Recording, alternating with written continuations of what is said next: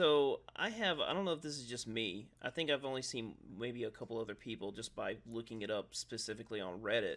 But do you have a problem with the L3 button at all? With the PS5 controller? What do you play Elden Ring on? PS5. Okay, yeah. On the PS5, um, L3, for some reason I am really bad about pressing L3 and accidentally crouching. I have changed my controller layout several times so that doesn't happen, but I can't seem to find. I think maybe the best alternative I have found is putting the triangle button into the L3 input. And even that can be problematic because of the messages that pop up on the arena. Because when I'm fighting a boss, I get tensed up and I accidentally press L3, and depending on Oh, what setup I have. Right now, my ideal setup is having L1 on the L3 input, mainly because I'm dual wielding, and it's just. And sometimes I still accidentally press L3, but for some reason it doesn't happen as often when I'm dual wielding for some reason. But do you have any problems like that with the L3 button? um, no, no, not really. I know my brother, I think, was complaining about that at some points, because I guess crouch attacks were so pivoted, like they were so pivotal to his play style that for him they were important. For me, I usually would only crouch if I would be sneaking, or if I was if I was being an asshole in PvP. Oh, okay. Oh man, one interesting thing about Margot, I finally got his fight without with no damage. That was another one of those fights where it felt like I got really lucky at the end, at the very end because of his crazy combos. Um, but there's this one attack in particular that I rely on the natural of the crouch that your character does when you do a jump attack. You know, when you slam your weapons down and as you're getting up, your character is bent over for a little bit. Yeah, I actually use that to my advantage in the Margot fight whenever he uses I think is a heck. There's this one specific attack that he performs, and if I time it just right, I can totally avoid one of his attacks just by using the recover animation from a slam attack. oh, that's really cool. And I don't know if I have it in the footage or not. I was able to get a parry on Margot, so at least I got that. There is a very specific method I used to get a consistent parry. I would walk up.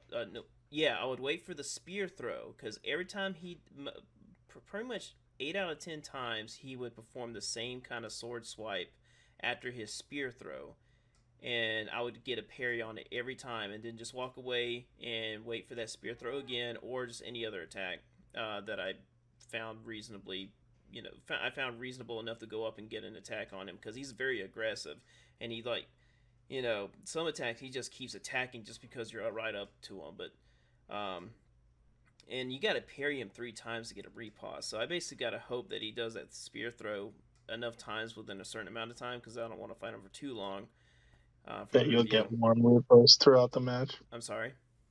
No, I said that you'll end up getting one repost at least throughout the match. Yeah, exactly. I don't even parry him in the second phase because in the second phase, it's just there's he's actually a lot more reasonable in the second phase when it comes to openings because he has two more attacks like this blood charge. Well, he has a couple. Yeah, the two blood charge attacks he has, like the thrust one where he impales you and throws you, and the other one where he just basically winds up and just slashes a couple times.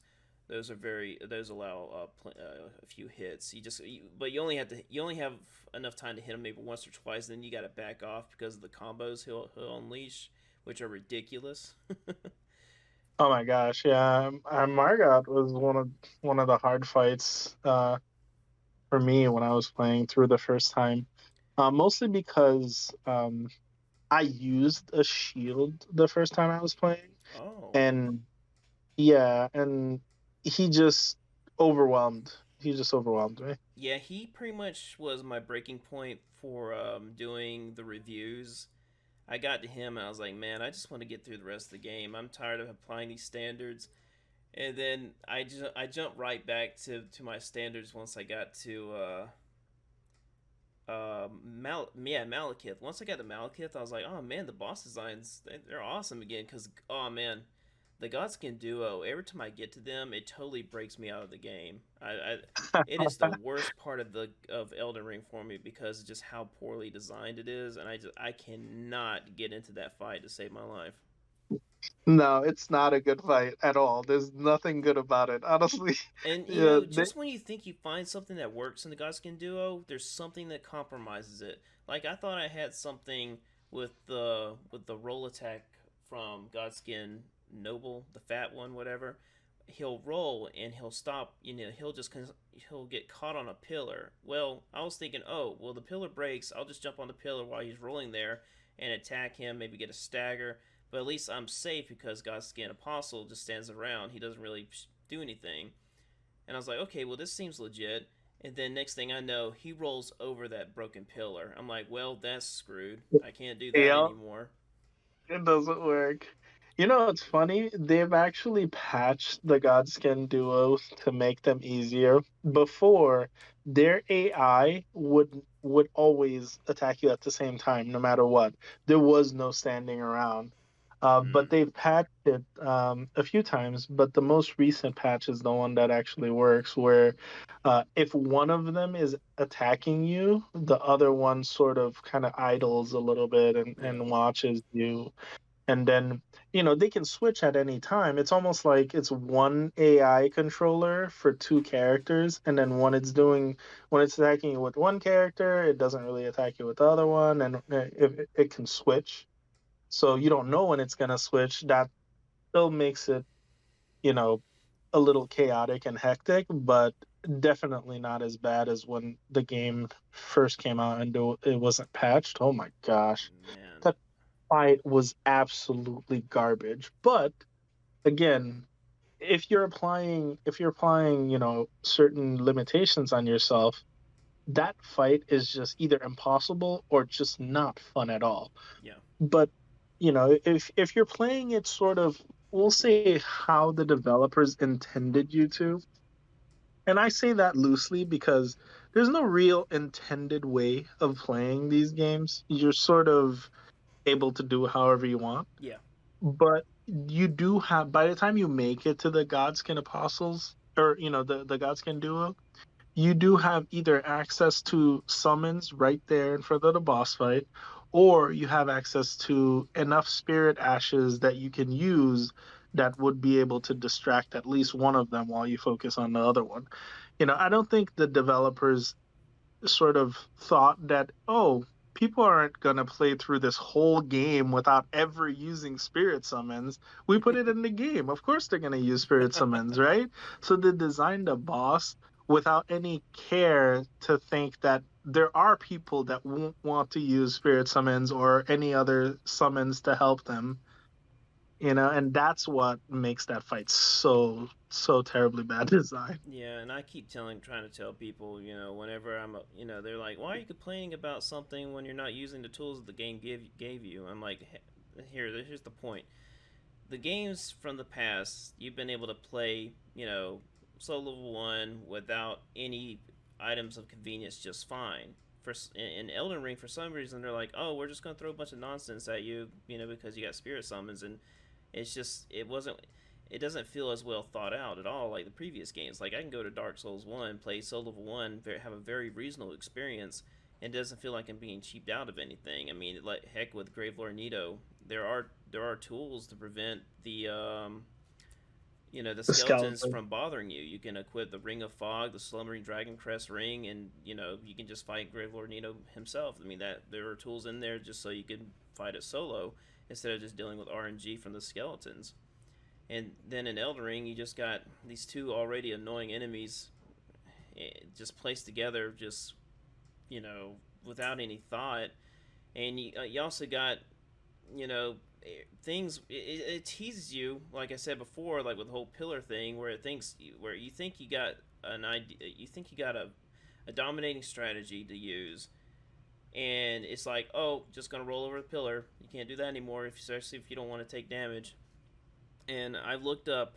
I mean, even there is not a single no. At least I haven't found one. There's not a single no roll video for Godskin Duo. I mean, that should tell you something. There might be, but people use other things like magic or they use sleep Well, because you can yeah. put them to sleep.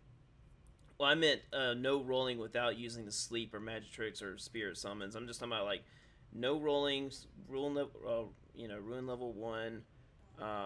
Just Oh my gosh, no, yeah, that's impossible. yeah, and I think maybe the best strategy that I have seen still requires so much RNG is ridiculous. And this guy, he singles out Godskin Noble. I think that's the fat one. Um, Yeah, and parries him.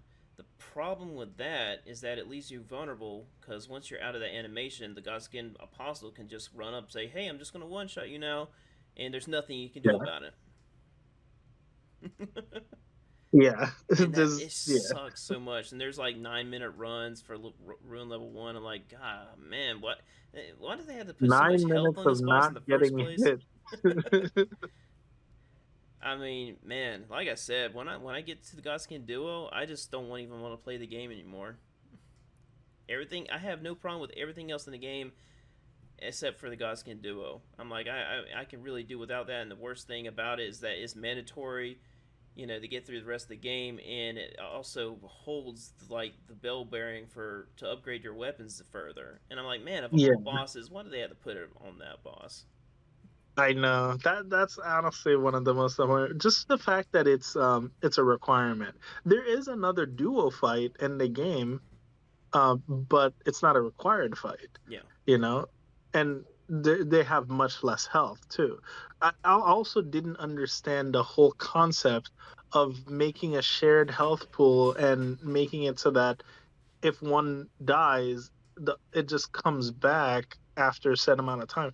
Like I never understood that concept. Like why? Why would you Mm. do that? It's like they tried to make the Four Kings what Gods Can Do, and it just doesn't work. Yeah, mixing Smoke Ornstein with the Four Kings just wasn't a good idea. I mean, imagine fighting Smoke Ornstein with the Four Kings concept. I don't think anyone would have liked it either. Yeah, no. I mean, the reason that the Four Kings even works as a boss, even though it's obviously, um, a bullshit fight, kind of like the duo fight, the Gods Can Duo fight, it can get even worse if you don't kill it fast enough. A third one will spawn. I definitely understand that, but the reason that the Four Kings one at least works is one, the actual boss itself doesn't have that big of a health pool that it's impossible to kill them before another one spawns. Right. And then two, it takes some time for one, even if one does spawn, it takes some time before it can get to you. And also, it's not constantly spamming projectiles. So it's like, it's better designed just because of those limitations that they put on the Four Kings, Mm. you know. But Uh, that doesn't exist in the Dads Can Do It. They spawn right next to each other and they can keep spamming fireballs from across the map anytime they yeah, want. and it's funny because the Godskin Apostles fireball or whatever has less tracking than the Godskin Noble's fireball, which seems to have higher tracking for some reason. I don't know why. You just can't seem it. Well, you can't outrun it to the side, outstrafe it. But when you're close enough, you can't do it like you can with the apostle for some reason. But man, it's just That's interesting. God, man. Yeah, I get annoyed just thinking about it because I want to review it, but I'm closer to just reviewing the one in the Spirit Cave than I am with the Godskin Duo itself. And I think I'm like, man, I'll just review that one, get it out of the way, and not ever have to worry about the Godskin Duo ever again because I'm just gonna use sleeping pods because the fight's not well designed enough for my interest. Right. No, like if you're trying to do a challenge run, it's not a very good design fight for that. Yeah. But I do think the one in the Spirit Summon Cave is not bad. I think, you know, yeah, it's still bullshit for the most part, but it's not as bad as the duo that you fight You know, in Fire Emblem. another thing, I found a consistent way to deal with the roll attack that Godskin Noble has. Basically, what you do, if just time it right, roll through his roll, and then after that, you can actually run beside the rest of his rolling animation until he's Yeah, done. he keeps rolling. I remember that. And Well, one thing that I didn't want to sucks. mention it Oh, sorry. because I know you were saying no. I didn't want to mention it because I know you were saying obviously you were trying to put limitations upon yourself. But yeah, rolling through it is usually the best way because he keeps rolling, but there's no chance that he's actually gonna catch you if you Yeah, keep moving with him. I'm totally forgetting about doing a no roll challenge with Gods Can Do, especially if no one's done it yet. If no one with more time than I have hasn't done it yet, then I have no chance in having the time to do it. Um, and another thing, before we go, we have to leave here. I have to get off here in a second because I got to feed my baby. Um, I got you. when the Godskin Nobles performs the roll attack, he has this odd little frame skip that throws me off. It's like it's almost like he pauses for like a fraction of a second, and I'm like, "Whoa, what the heck happened?" And then it can totally catch you off guard. I don't know if you know what I'm talking about. He has like some kind of animation frame skip when he starts rolling, and Possibly. it seems to I happen every think. time. I mean, the noble on his own is just Yeah. still an annoying fight, just in general. But I mean, there's a reason why I haven't made a review for any of them yet because I don't like them at all. well, I like. You know what's funny? You're gonna laugh at me, but when I first played the game, I got to the apostle that was in the Divine Tower of Caelid. I got to that one when I was rune level 40. Mm, Early on in the game, I had no good weapons, no nothing, and I literally sat there for hours fighting him. wow. But yeah, eventually I beat him. Yeah. But it was like I was dying in like one or two hits. But I don't know. I just like my stubborn self just kept banging my head against the wall until I beat it. But it was fun. I actually like I think by the time I ended up beating him, I actually appreciated the fight because I Yeah. learned everything about him. I kind of knew all of his patterns and all of his tells and you know I don't know. I think that's what I like about challenge runs, and I'm sure that's what you like about them too. Is just learning the boss and Yeah. learning everything that they can do and being able to have an answer for anything that they can throw at you. Yeah, and I definitely agree. And I think the reason why I don't like the Godskins is probably because they're just so different.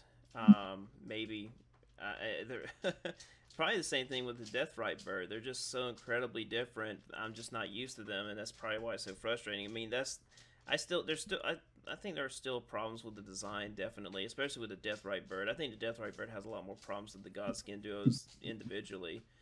Um, Oh my gosh. Yeah, there's one streamer that was I don't know, I guess they died so many times to the Death Ride Bird that like they almost stopped playing the game because of the Death Ride Bird. The one that's in the consecrated, not the consecrated, like one of the snowy areas, but it was funny because like they're a decent player. They didn't have a problem fighting anything else, but when it came to the Death Viper, they just kept dying. yeah, It was there's kind always of funny, honestly. wow. Yeah, there's always that one boss.